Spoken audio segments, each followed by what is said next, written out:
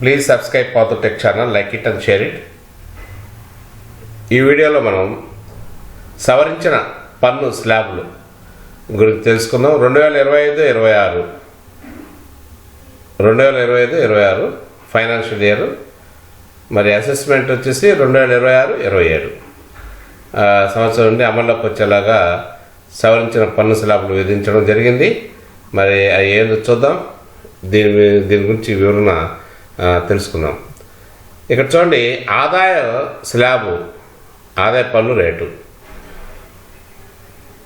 0 నుండి అంటే 4 లక్షల వరకు ఉన్నటువంటి వ్యక్తికి ఆదాయము, ఒక వ్యక్తికి ఆదాయము 4 లక్షల వరకు ఉందనుకోండి, ఆదాయ పన్ను రేటు మాత్రం నిల్లు, అతను ఆ పన్ను కట్టబడలేదు. 4 లక్షల నుంచి 8 లక్షల వరకు అంటే ఒక వ్యక్తికి 8 లక్షలు అనుకో, అప్పుడు ఆ 4 లక్షల నుంచి 8 లక్షల వరకు 5% పన్ను కట్టాల్సి వస్తుంది అన్నమాట. ఇకపోతే ఒక వ్యక్తికి 12 లక్షలు ఆదాయం అనుకోండి, ఆ 4 నుంచి 8 లక్షల వరకు 5%, 8 నుంచి 12 లక్షల వరకు అయితే 10% కట్టాలి. సో 12 నుంచి 16 లక్షల వరకు అయితే 15% ఆదాయ పన్ను కట్టాలి. 16 నుంచి 20 లక్షల వరకు అయితే 20% పన్ను కట్టాలి. 20 నుంచి 24 లక్షల వరకు అయితే 25%, 24 లక్షల పైన అయితే 30% మనకి ఆదాయ పన్ను రేటు విధించడం జరుగుతుంది. దీన్ని మనం ఇంకొంచెం డీటెయిల్గా తెలుసుకుందాం. 12 లక్షల వరకు అయితే ఆదాయంపై ఆదాయం పన్ను లేదు. 12.75 లక్షల వరకు 12.75 లక్షల వరకు అయితే ఆదాయం ఉన్న వేతన పన్ను చెల్లింపుదారులకు పన్ను బాధ్యత ఉండదు, కట్టబడలేదు.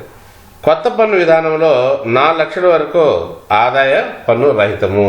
సో ఇక్కడ 4 లక్షల వరకు ఉన్నట్లయితే వాళ్ళు ఎటువంటి పన్ను కట్టబడలేదు. వ్యక్తిగత ఆదాయ పన్ను సంస్కరణలు మధ్యతరగతి ప్రజలకు ప్రయోజనం చేకూర్చే లక్ష్యంతో ఉన్నాయి. అద్దె థ్రెషోల్డ్పై టీడీఎస్ సంవత్సరానికి 2.4 lakhs నుండి 6 lakhsకు పెరిగింది. సీనియర్ సిటిజన్లు పన్ను మినహాయింపు పరిమితి 1 లక్షకు రెట్టింపు అయింది అనమాట. సరే, ఉదాహరణతో మనం ఇప్పుడు దీన్ని తెలుసుకుందాం. మీ ఆదాయము, ఉదాహరణకు మీ ఆదాయం 12 లక్షలు అనుకోండి, మీ ఆదాయము 12 లక్షలు అనుకోండి. మొదటి 4 లక్షలకైతే మీరు ట్యాక్స్ కట్టబడలేదు. మీ 12 లక్షల్లో మొదటి 4 లక్షలకైతే మీరు పన్ను కట్టబడలేదు. తర్వాత 4 లక్షల నుండి 8 లక్షలు అంటే 4 లక్షల నుంచి 8 లక్షల వరకు అంటే 4 లక్షలు అవుతుందా, అప్పుడు దానికి 5% చొప్పున పన్ను విధించాలి. 5% చొప్పున అంటే ఇక్కడ మనకి 20,000 పడుతుంది, 20,000 చెల్లించాలి. ఇకపోతే 8 లక్షల నుంచి 12 లక్షల వరకు అంటే ఇక్కడ మనం చూసుకున్నట్లయితే 4 లక్షలు అవుతుంది. దానికి వచ్చి 10% మనం ట్యాక్స్ కట్టాల్సి వస్తుంది అన్నమాట. 10% ట్యాక్స్ కట్టాల్సి వస్తుంది. అంటే ఇందాక చెప్పుకున్నటువంటి 8 నుంచి 4 లక్షల వరకు, 4 లక్షల నుంచి 8 లక్షల వరకు ఉన్నటువంటి ఆదాయానికి 5% లెక్కన 20,000 వేసుకున్నాం. 8 నుంచి 12 లక్షలు అంటే ఈ 4 లక్షలకు వచ్చి 10% కట్టాలనుకున్నాం. ఇక్కడ 20,000 అంటే ఇంతకుముందు లెక్కేస్తున్నటువంటి 20,000, ఇక్కడ ఒక 40,000, మొత్తం కలిపితే 60,000 అవుతున్నమాట. అంటే చెల్లించవలసిన మొత్తం పన్ను 60,000 అవుతుంది. స్టాండర్డ్ డిడక్షన్ రిబేట్ వచ్చేసి 75,000 ఉంది. కాబట్టి ప్రభావవంతంగా రాయితీ తర్వాత 12 లక్షల వరకు ఆదాయానికి పన్ను లేదు. ఇవన్నీ కొత్త పన్ను విధానంలో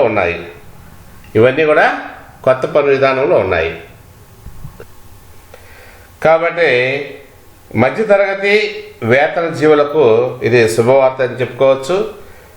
12 లక్షల ఆదాయం వరకు ఎటువంటి పన్నులు చెల్లించాల్సిన అవసరం లేకుండా రిబేట్ ప్రకటించడం జరిగింది.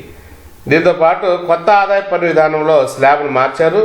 దీనికి మరో 75,000 రూపాయలు స్టాండర్డ్ డిడక్షన్ కలిపితే మొత్తం 12,75,000 వరకు పన్ను ఉండదు. సో ఇప్పుడు మీకు అర్థమై ఉంటుంది అనుకుంటున్నాను. కాబట్టి ఈ రకంగా ఇటు ఉద్యోగస్తులకు కానీ అటు మధ్యతరగతి వ్యక్తులకు కానీ ఇది ఎంతగానో ఉపయోగపడుతుంది. సో ప్లీజ్ సబ్స్క్రైబ్ పాదు tech channel, like it and share it. Thank you.